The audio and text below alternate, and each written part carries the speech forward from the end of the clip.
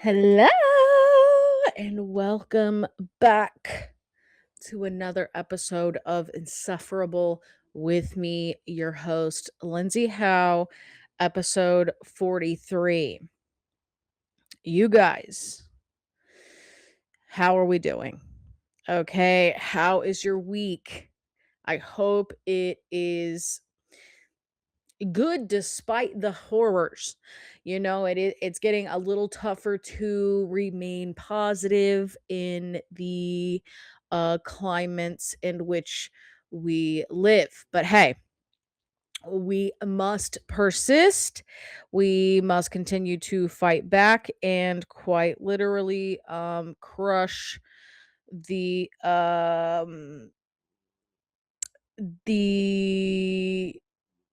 what am I trying to say? Crush the I don't know what I'm trying to say. I can't think of words right now. It reminds me of that scene in It's Always Sunny when Dennis and Mac break up and then they get back together in the end. And I think it's Mac where he's like, You're just, you just like finish my sentences. Like, you just come up with like good, and Dennis is like, words. And he's like, Yeah, see, that's what I mean. And Dennis is like, "We gotta work on your vocabulary, guy, because, you couldn't think of the word words." That's kinda how I felt in that moment, just seconds ago when I was trying to describe the horrors in which we're living in. Anyway, welcome back, guys. Episode 43. Did you guys ever see the movie, 43? It's called Movie 43. Let me make sure that it is called that because okay, it is called Movie 43. And this is the most insane movie you'll ever see. If you haven't seen it, I'm warning you right now, you are going to be disturbed by it. And you're probably thinking in your head right now, what is it? A horror movie? No, it is not. It's a comedy, but it is highly disturbing. And Hugh Jackman, oh my God, dude, the balls. Okay. Anna Faris is in it, if that gives you any indication of how hilariously dark and disturbing the movie is going to be. But I do think, it is worth a watch. Kate Winslet is also in it. So shout out to movie 43 because this is episode 43, and thank you for, being here. Anyways,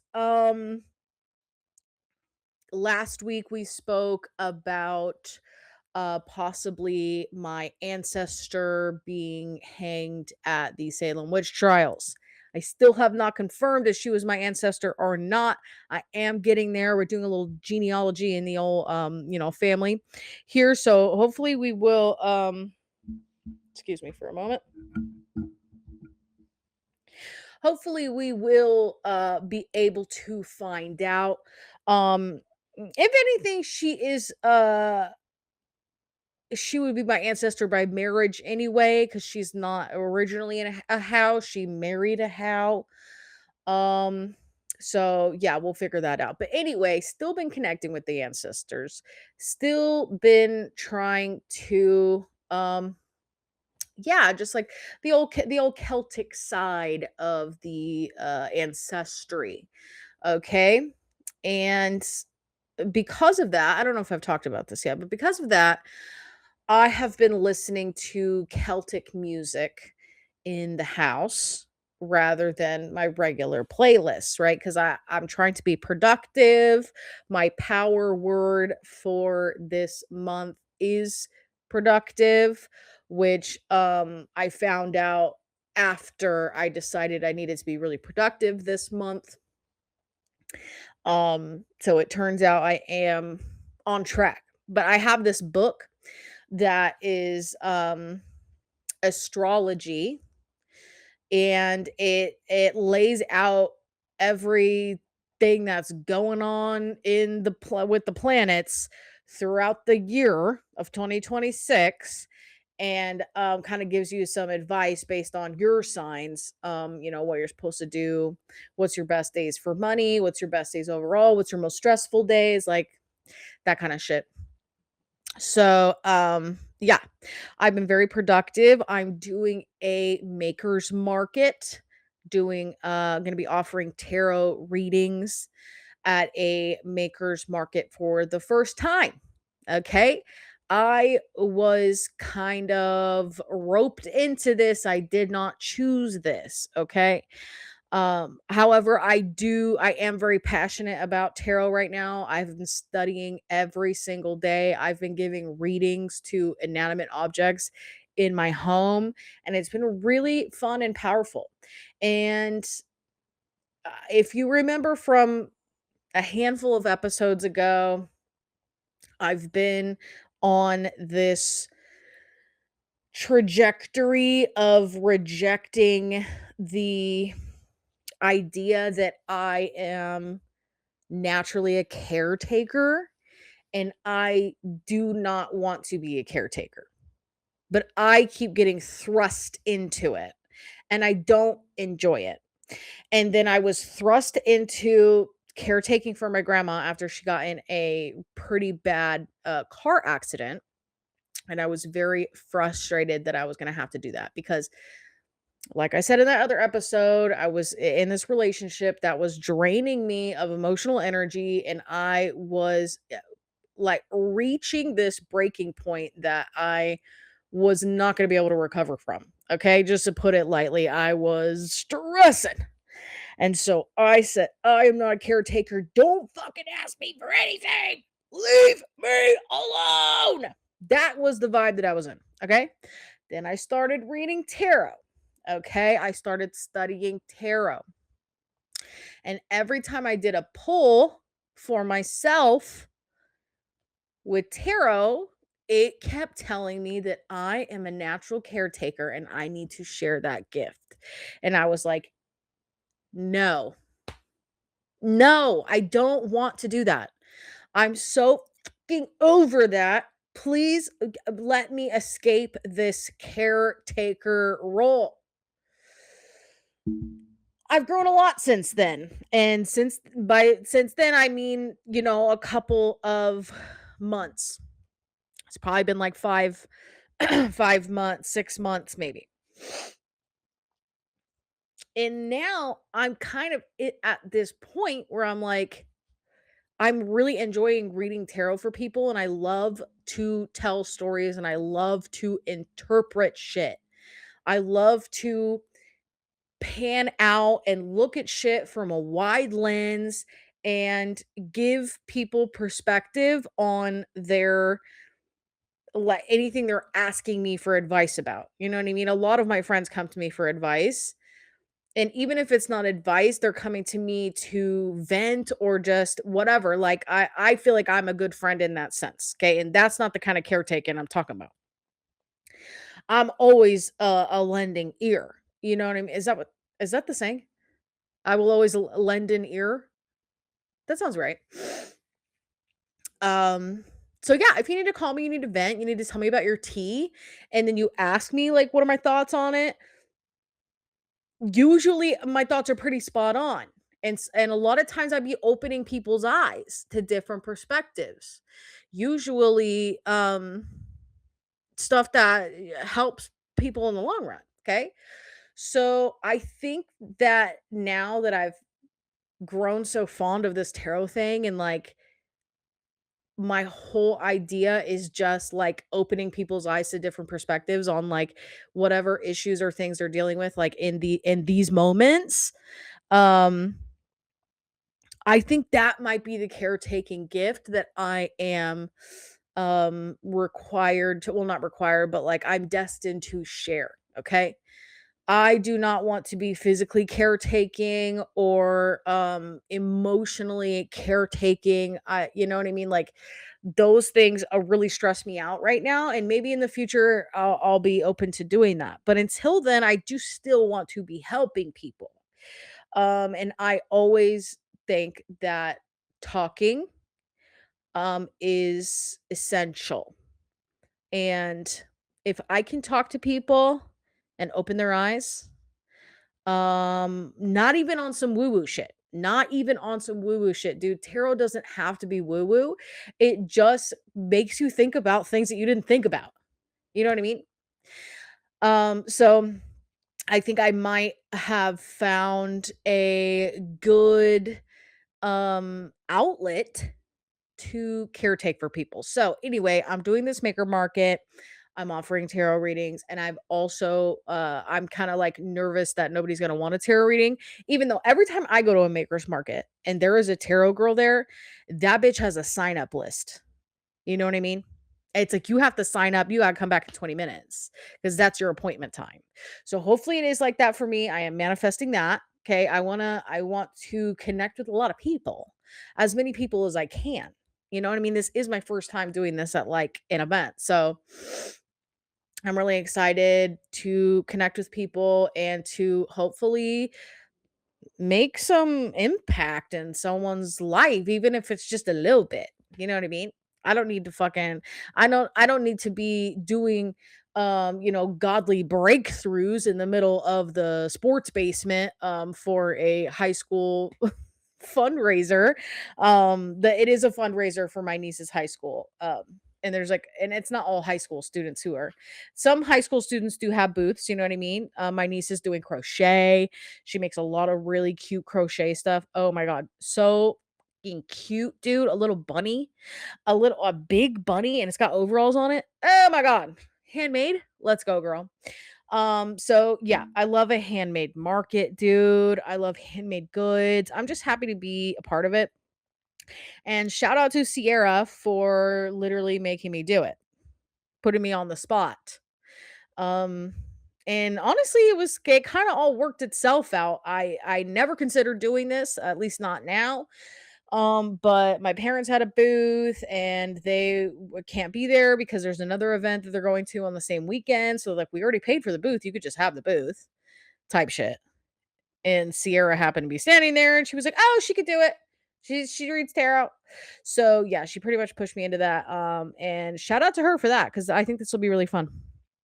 But I have been making little zippy pouches and little pull pouches, sewing them. So in case nobody wants a reading, which is not going to happen, everyone's going to want a reading, I will still have some handmade goods to sell as well. And the cool thing about my bags is I write a blessing or affirmation on a little piece of paper and I sew it into the lining of the bag. Okay. And these are just little zippy pouches, little pull pouches, like for like a little bit of makeup or something, or like a pencil pouch or something like that. So it's small. And the fabric is so cute. It's giving Hobbit. The colorways are giving Hobbit, and I really love them. And they're all blessed for cool things. Like they're all different. There's blessings for adventure, there's blessings for beauty, there's blessings for joy, release, courage, bravery. Like they all have different blessings in them. And there's a little tag tied on the outside that says what the blessing is inside this. Okay? You won't be able to see the blessing. You'll have to take it apart and pull out the paper from the lining if you wanted to like actually see what I wrote in there. But it's just little blessings like may you always be protected on all of your adventures. Type shit like that. You know what I mean? Just cute. It's whimsy and it has such good intention behind it. Like like one of the pouches I had like such a hard time making was a zippy pouch, and I had a really hard time making it. And I simply told myself while I was making it, I was like, I have to finish this. Like, this colorway is amazing, and I don't want to quit on this. I'm going to figure out how to make this work. And I had to change a couple of things in the pattern to make it work. And then I finally made it work. And I said, you know what? This one's being blessed with perseverance. May you always persevere, or something like I can't remember what I wrote, but it was for perseverance because that one gave me a little bit of hard time. Okay. So I think personally that's really special. If I went to a market and some little hobbit lady was like, I blessed all of these things in a different way and they're all so beautiful, and all of my intentions making them were pure. And I hope that if you purchase this bag that is for beauty, that you always feel beautiful. You always that the your beauty is always to your liking, and you always feel like the hottest person in the room. You know what I mean? And you carry that around, you carry your freaking little makeup in there, and every time you put your makeup on, it's blessed. It's like you just enchant everything. Enchant it with a beautiful message. That's lit, okay? And I didn't get that from anybody, okay? I'm not saying nobody does that. I'm just saying that was my idea. It was my original idea to do that. So, and I did that with my mom when her and I designed fanny packs for Nothing Special a couple of years back. My mom made all the fanny packs. So we designed them together. We made the pattern, like they're completely custom. And then I was like, "Oh, I want to like write like cool things like from me, the designer, and put it in the lining of the bag and you'll never know it's there." And it's literally just like, "Thank you for supporting me," or whatever. I can't remember what I wrote in those either, but I'm pretty sure we did that with those 2, and that was in 2018. So, it's nice to not only is it nice to create things, like make stuff with your hands, um, putting beautiful intention inside of it. You know what I mean? Like, quite literally inside of it, and it lives there. This beautiful little blessing, little intention inside, each bag. I think that's dope, and, shout out to me. No, I'm kidding. But anyway, that is what I've been doing, dude. I've been busting my ass sewing. It's a damn, um it's like a work house in here right now, okay? And I've been trying to clean up every day. There's thread all over the floor and everything. I don't really have like a workspace here in this apartment, so it's been a little tough. It's been a little tight, but you know what? I'm happy to be here. I'm happy to be participating, and you know, come see me on March 29th for tarot readings over at the Sports Basement. I'll put the details in the caption, or you can hit me up if you want more details. Anyways, um, what else is new? Oh, since I've been connecting with my ancestors, I have been listening to Celtic music, and I don't know if I talked about this on a previous episode, but I found this song called Colcannon, which is an Irish dish. It's literally oh, Colcannon. It is a Colcannon is a traditional Irish dish of creamy mashed potatoes mixed with cabbage or kale and often includes butter, milk, or cream and onions, leeks, or scallions. It's a hearty, rustic comfort food often served as a side dish with ham or corned beef and is a popular staple around St. Patrick's Day. So, um, I don't know, some of you may know I grew up, doing Irish dance. Okay, I was a champion Irish dancer, okay? I never heard of Cole Cannon. I never heard of it. But when I was doing my hair one day, when I had my Celtic playlist on, this song came up. Listen to these lyrics, okay? And I am gonna sing it, so brace yourself. Well, did you ever make colcannon made with lovely pickled cream? With the grains and scallions mingled like a picture in a dream? Would you ever make a hole on top to hold the melting flakes? Or the creamy flavored butter that our mothers used to make? That was probably bad, um, uh, pitch wise, but tell me those lyrics aren't the craziest thing you've ever heard. This whole song is about creamy, buttery mashed potatoes. Okay? I've never felt so at home. When you are trying to connect with your ancestors as an Irish person, and I'm only a little bit Irish. Okay, I'm more Scottish than Irish, but I'll get into that later when I know more. But when you're trying to connect with your ancestors and you're feeling lost and you're like, where do I even relate to these people? And you come across a song about creamy, buttery potatoes? a sense of home came over me. I had this sense of, "Oh, wait, I actually need to go to Ireland immediately. Oh, wait, hold on. Yeah, these are my ancestors, like, creamy, buttery potatoes. Please, dude." I mean, we all know that Irish people love their potatoes, and, we pretty much know why, but, I think a lot of people in America love potatoes too. Potatoes are such a versatile um vegetable, and it's just it's it this really got me going. So anyway, I told my mom about it. I said, "Have you ever heard of cold cannon?" And she was like, I said, "Have you ever made cold cannon?" And she was like, "No. Should we make some?" And I'm like, "Yeah." Turns out it's not even that hard to make. Her and I made it the other night, and I was singing the damn song the whole freaking day. I kept saying, "Lovely pickled cream." I kept saying that. Um, and yeah, I'm feeling a little bit connected now. I'm feeling like I'm getting there. And yeah, I want to know more about the old ancestry, and I feel like I'm on the right track with it now.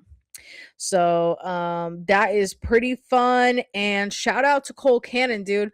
If you've never had it, you should. And surprisingly enough, uh, what you call it, St. Patrick's Day is coming up here in a couple of days. St. Patrick's Day is actually on the day that this comes out. So, yeah, this episode comes out on the 16th, and that is, oh wait, no, it's the second, it's the 17th. So it's on Tuesday. And shout out to Cole Cannon, bro. Lovely pickled cream. You know what I mean? So anyway, and also hop on to Spotify and or Apple Music or whatever, and check out the song Cole Cannon. A lot of people sing it. I don't really know. I don't know. I'm not from Ireland, I got some ancestry or whatever, but if you're Irish and you're like, yeah, that's like the most covered song in the country or whatever, shout out to you. I do not know that. And shout out to everybody who sings Cole Cannon. I'm sure people in Ireland probably don't even like Cole Cannon anymore. It's probably one of those things. It's funny because my friend Morrow, who's Mexican, he when he was growing up, his mom was always making, like, there was always beans, rice, and tortillas, right? And he would say, as a kid, I hated beans, rice, and tortillas. And now that I'm an adult, like, what I would give to readily have beans, rice, and tortillas, like, all the time in the kitchen. You know what I mean? And Mexican moms be preparing their beans too. They don't be getting no canned beans. They be really making their beans and really making their rice. I mean, this shit is not, but like, you don't get that out of a box. Okay. And Morrow always used to say that. He used to say, you know what? As a kid, beans and rice and tortillas used to piss me off. I wanted something else. And now that I'm an adult, I would kill to have beans, rice, and tortillas in the fucking fridge right now. I'd be sick. So, yeah, dude, cultural foods a are the most arguably one of the most important things about everybody's culture. Okay, and to share your foods is such a sacred thing, like, sharing your recipes and stuff like that, like, it's beautiful. It's beautiful, and we all know food brings everybody together, you know what I mean? Food is a community-based thing, Sunday dinner, like, and as a kid, I made everyone sit at the dinner table and eat together, okay? If it wasn't for me, everyone would be having a TV tray and sitting in front of the TV like Matilda. But I didn't want that. My parents got this nice dining room table when I don't know, I was like 13 or something, got this nice dining room table, and it was filled with junk mail like every day. And everyone would like get the TV tray and sit in front of the TV. And one day I was like, We should be eating at this table. Like, we should be having dinner at the table every night. What are we even doing? I'm 13, by the way. I'm so fucking type A, it's crazy. And my parents were like, "All right, I guess we'll," and now everybody has dinner at the table in my family. I've been moved out of that home for a long time, you know? Like 15 years or something like that. And maybe even longer than that actually. And they still be eating dinner at the table every night. And that was me, girl. And that is me being the matriarch of the family, even though I do not be having any kids and I will not actually be a matriarch of anyone's family because I will not be having children. Matriarch. A matriarch is a woman who acts as the head of the family, tribe, or community, often characterized as wise, authoritative, and a central figure. Roles include guiding family lineage, decision making, and holding together kinship structures. I am matriarch vibe, okay? This description right here did not say she had to be a mother. It just says a woman who acts as the head of the family. I am the head of the family. Unfortunately, if you are in my family, you are probably sick of me. You are sick of me. Okay? But sometimes you got to get everyone together. Someone has to do it. And it will be me. So, that's that. Um there is something I did want to discuss here today, which unfortunately for me and unfortunately for you, um this isn't really good news. Okay? But the news is lighter than um than the news we are typically shared in this day and age. So yeah, this is a light bad news segment, okay? And I'm pretty fired up about this. And without further ado, I have a list here titled Taco Bell's Live 2026 menu announcements, okay? New items at Taco Bell, okay? Now, we don't r I think that fast food places like McDonald's and Taco Bell and Jack in the Box, they need to know that we don't need new menu items, okay? There's no need for you to make new menu items, okay? People are already going to your establishment, okay? Taco Bell is not struggling for money, dude. Taco Bell is arguably one of the best fast food restaurants, okay? I do not eat McDonald's and I rarely, I'm talking like once every 6 years, eat Jack in the Box. And I never eat McDonald's, okay? I don't really be eating fast food, you know what I mean? I do love my body at the end of the day. You cannot be eating fast food all the time if you love your body, okay? If you gotta have fast food like once a week or once every 2 weeks or what, you know what I mean?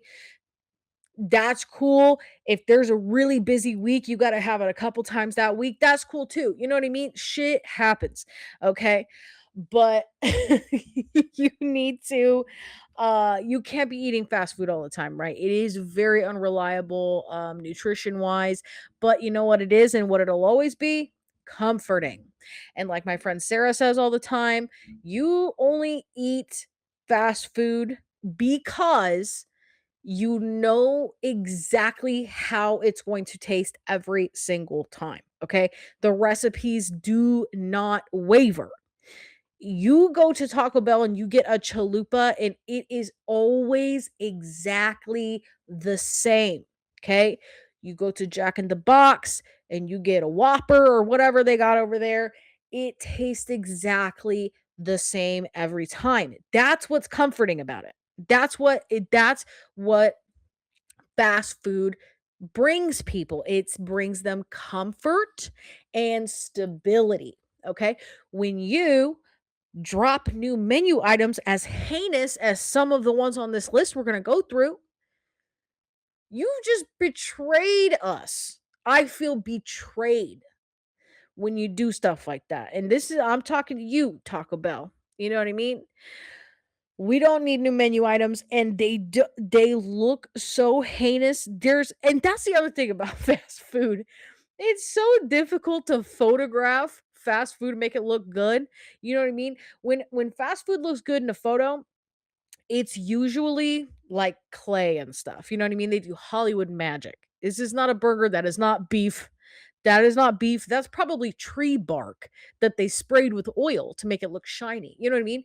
So it's difficult to, and the Taco Bell colorway is also nauseating. It's basically the same colorway as Planet Fitness, which is nauseating. Why would you want to build a gym environment that's that fucking purple, dude? You don't want Nobody wants to be in a room where the walls are purple and yellow, okay? This looks like a DC zone. Do you guys remember DC zone? Hold on.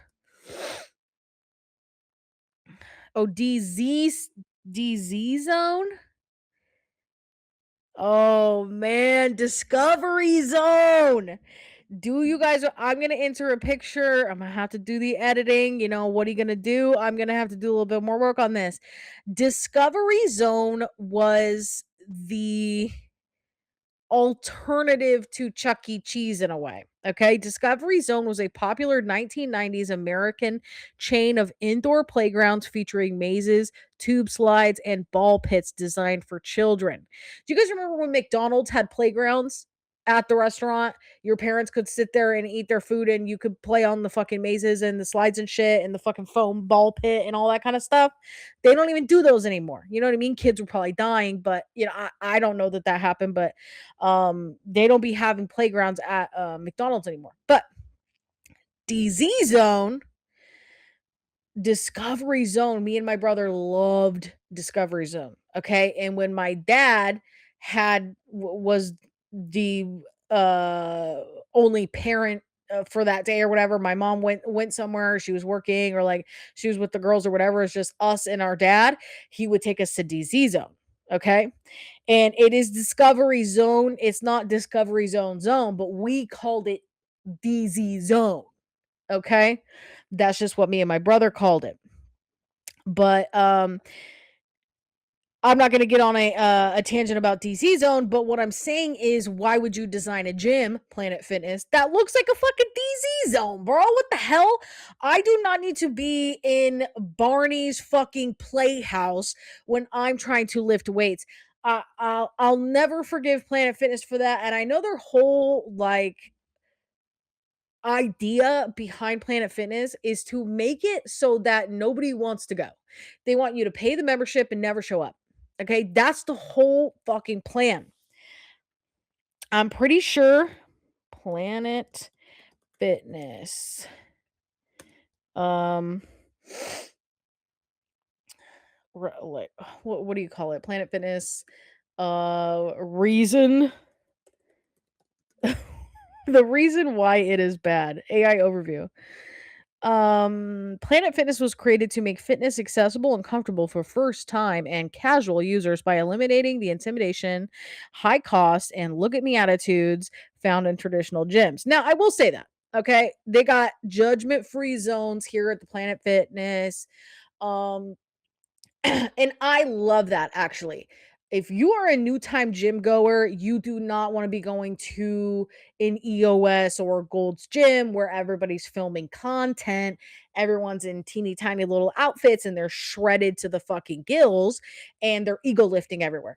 I know you don't want to see that. You don't want to be a part of that. That is fine. That is what Planet Fitness was created for, for the type of person who doesn't want to experience that kind of gym experience, right? And that is fine, and I love that, and I support that. I really do support that.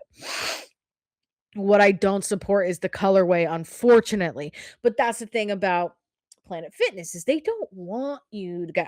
They don't want you to go. They used to have like pizza, free pizza there all the time. They have tanning beds in there. They wanted to be more of like a lounge, and you're not allowed to slam the weights, which shout out for that rule. I hate when people slam weights. Like I hate that. Um, you can't slam the weights, you can't be ego lifting and all that kind of stuff. But really, at the end of the day, that policy also benefits the company because not only are you not even really going to the gym, right? You're going there and you're like not really using the equipment. You're going to the recovery room and getting in the massage chair, or you're going to get free pizza, or you're going to take a shower in the locker room or whatever. In that instance, all of the equipment and none of it's breaking. We'll say that. You're not going to have to repair a lot of equipment in a gym where not a lot of people go to work out. Okay, full transparency, I've never been inside a Planet Fitness, okay? I only know that because a couple of years ago, that is what the CEO came out and said at some point, allegedly. I remember having a conversation with a group of people about it and how their whole fucking plan was, and that's why they give out free pizza because they don't have to fix any of the equipment because nobody's really using it. Okay. Could be different now. Could be different now. Shout out to anybody who goes Planet Fitness. No fucking shade to you at all. Okay. If you're going to the gym, you're going to the gym, and I'm happy for you. Move your body in whatever way you want to do. But the color, the purple color in there is absolutely heinous, and you agree with that. If you are a Planet Fitness goer, you know that you agree with that. I don't think anybody can dispute that. And so that is kind of what we're dealing with the old Taco Bell menu. Okay, when you put a picture like this, okay, I'm going to insert this picture here. First of all, the caramel empanada is my favorite menu item. Okay, and they took it away for a long time, and allegedly now they're bringing it back. So no shade on the caramel empanada. It is very fucking good. However, this chocolate fudge empanada, this looks like the caramel empanada got stuck at the bottom of like grill where there's a bunch of charcoal. There's nothing appealing about that fucking picture, dude. And the thing that's making it worse is this purple background. We do not need this purple color in any marketing at all. Taco Bell also has like a nice green that they do. Okay, I'll save this to show that, but bro, you do not need to, oh my god, do not use this purple. It is heinous, okay? Next up, we have another empanada. Unfortunately, the menu okay, I don't know. We have a new Mexican pizza, which is like I loved the Mexican pizza in the 90s. Unfortunately, they just don't make it the same. After they brought it back for the Y2K menu, it's just not the same. Shout out to the Mexican pizza from the 90s though. Love that. What do we have here? This looks like some kind of, bro, what the fuck is this? Hold the phone. I'm so fucking pissed about this, dude. This is strawberries and cream Mexican pizza bites. Okay. Two mini tortillas sandwiched with cheesecake filling and topped with cinnamon sugar strawberries. It seems that they're really trying to broaden their dessert menu, right? I think that the caramel empanada and the cinnamon twists are plenty, okay? If you're not going to try to make a flan or something, I don't know what you're fucking doing with this. This doesn't look right. And why does it look like it has fucking sesame seeds on top of it? It's not good. And fresh strawberries from a Taco Bell, it doesn't sound safe to me. So I guess we'll see how that goes. Next up we have street chalupas. Taco Bell is shrinking another fan loved menu to street food size. Why? Why would you take the chalupa and make it smaller? What the hell is your problem? It better be fucking 50 cents. And you know it's not going to be. You know it ain't going to be no 50 cents, girl. Don't fucking piss me off. Up next, we have Diablo dusted crispy chicken nuggets. Okay. Another thing that I don't think Taco Bell needs to offer is chicken nuggets. I'm so sorry. And no offense. You can get chicken nuggets from 100 other places. Why the fuck would Taco Bell need to have chicken nuggets and fries? They're bringing back the fries as like a permanent menu, the nacho fries. Get the fuck out of town with that. Taco Bell is not a place where you get french fries. I'm so sorry if you disagree, but how many fucking places can you get french fries, girl? We do not need them. We do not need them, and I've had them, and they're mid. And they're mid, okay? And we've already established that I love potatoes, okay? But I do not want to talk about french fry. Unfortunately, I'm not into it. Okay, here we go. Another mini thing that they're bringing to the menu. Mini flamin' hot mini taco salads, okay? Flamin' hot dusted rim to the crunchy taco salad. Who the fuck thought of this? And you know that you're not going to be able to recreate these little salad, but I don't like a bite-sized thing. I don't like a bite-sized thing, bro. And it's probably going to be just as expensive as a full-size thing. And I don't know what this fucking thing is. It looks heinous as fuck. What the hell is this? Birthday cake empanadas. I'm going to say this, and I'm not sorry. If you're a grown adult, you cannot get sprinkles on shit, dude. Please leave the sprinkles to the children of this world. If you go to the donut shop and you order a fucking sprinkled donut, like some fucking Homer Simpson type shit, I can no longer take you seriously. And if you like if I end up, and I'm in a corporate environment and I'm on a work trip and my coworkers and I are like, "Oh, let's go get donuts for the office or whatever." And one of you chooses sprinkled donuts, I cannot take you seriously. You should not be allowed to, and this looks bad. This looks like those horrible um grocery store sugar cookies with frosting. These are the most heinous fucking things that grocery stores offer. And Morrow actually loves these, so shout out to Morrow. But this type of, and I'm gonna save this too. I'm gonna put it in. I'm gonna do a lot of editing for this episode, you guys, and you better um appreciate that. This is unacceptable to me as far as desserts go. And if you are a business, like, these sugar cookies have existed since the dawn of days. You know what I mean? Like, when the first grocery store opened and they got a bakery department, they were making these fucking dry ass pieces of shit, okay? But it's 2026 and you're going to release a new item that's similar to the worst cookie that grocery stores offer. I fear it's unforgivable.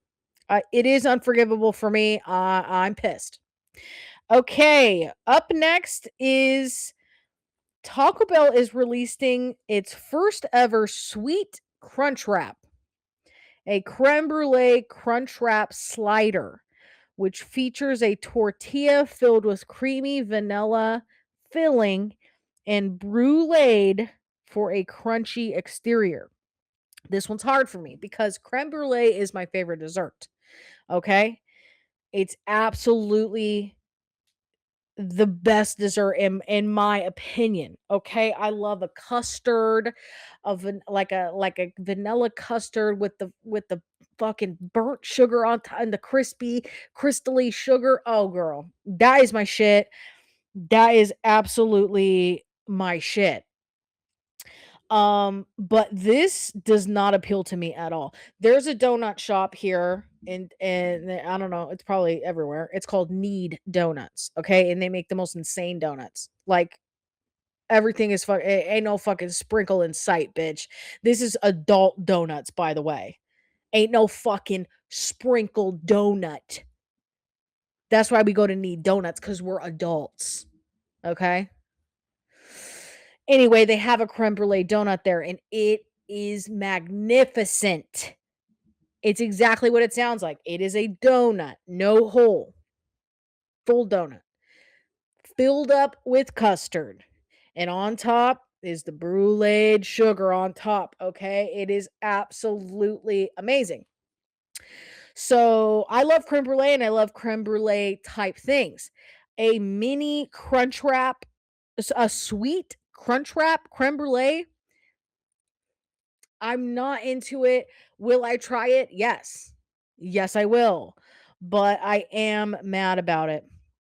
And lastly, this is the most horrible thing I've ever seen in my life, and unfortunately I can't lie. Hold on, let me save this image. This is I'm gonna fucking throw up, dude. I'm genuinely getting nauseous right now.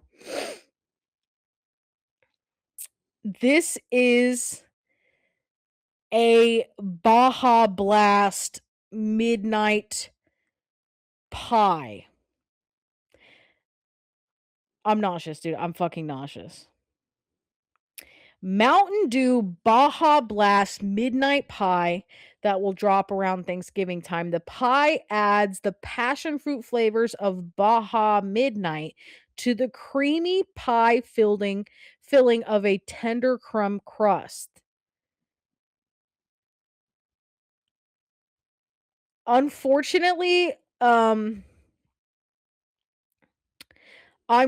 calling the cops if this ever comes out. Allegedly, this is supposed to drop around Thanksgiving. We do not have in this climate, we don't need this. We don't need this. There needs to be legislation against this. Okay? Look at this fucking photo. And when you look at it, you're like, oh, maybe it's like a peanut butter chocolate pie, which is one of the best pies ever, by the way. If you ever are able to try a peanut butter chocolate pie, it's phenomenal. You look at this, you say, oh shit, that looks like a peanut butter chocolate pie, looks good. And then you read the details that it's Mountain Dew Baja Blast. What? Why would you do something like that? This is like a prank. This would make more sense to me if they released this fucking menu on April 1st.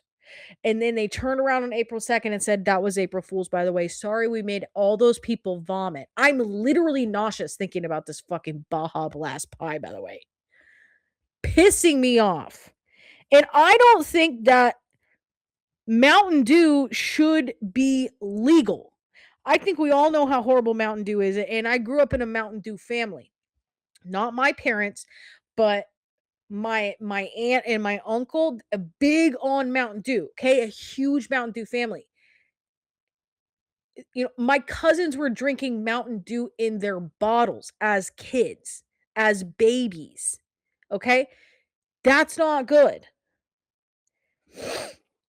So I do have a personal vendetta against Baja Blast or Mountain Dew products in general. Okay, I think there needs to be legislation.